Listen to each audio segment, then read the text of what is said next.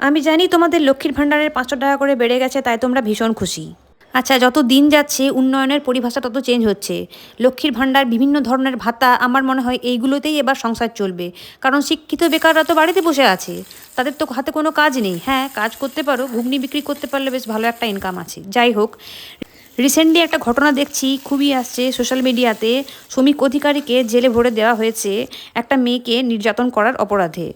ঘটনাটা কতটা সত্য আমার জানা নেই, তবে বেশ কিছুদিন আগেও একটা ভিডিও বানিয়েছিল রাজ্য সরকারের বিরুদ্ধে, যেখানে চোখে আঙুল তুলে দেখানো হয়েছিল রাজ্যের কী কী ভুল আছে, মানে সরকারের কী কী ভুল আছে।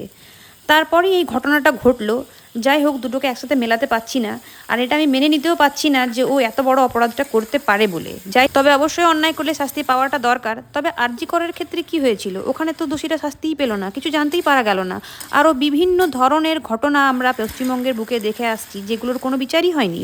হঠাৎ করে এই ছেলেটাকেই ধরে নেওয়া হলো, 10 দিনের জেলও হয়ে গেল।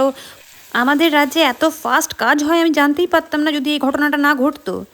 26,000 ছেলে মেয়েদের চাকরি চলে গেছে, যেখানে কারোর কোনো সাড়া শব্দই নেই, কোনো প্রতিবাদ নেই, শুধু ভাতা পাচ্ছি, ব্যাস তাতেই সন্তুষ্ট হয়ে যাব আমরা। আমি বুঝতে পারছি না ধীরে ধীরে রাজ্যটা কোথায় চলে যাচ্ছে।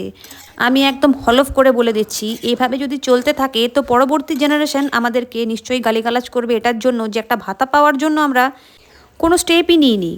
কোন রাজ্যে যে জব ক্রিয়েশন হচ্ছে না সেই ব্যাপারে কারোর কোনো মাথা ব্যথাই নেই, আর যারা মাথা ব্যথা করছে তারা জেলে চলে যাচ্ছে। মানে কি অদ্ভুত না ব্যাপারটা।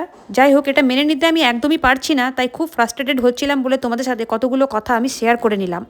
আমার মনে হয় তোমাদের প্রত্যেকেরই হয়তো একই বক্তব্য হবে। যাই হোক, কথাগুলো শেয়ার করে নিলাম। ভিডিওটা ভালো লাগলে অবশ্যই লাইক শেয়ার সাবস্ক্রাইব করে দিও। দেখা হবে পরের ভিডিওতে। টাটা।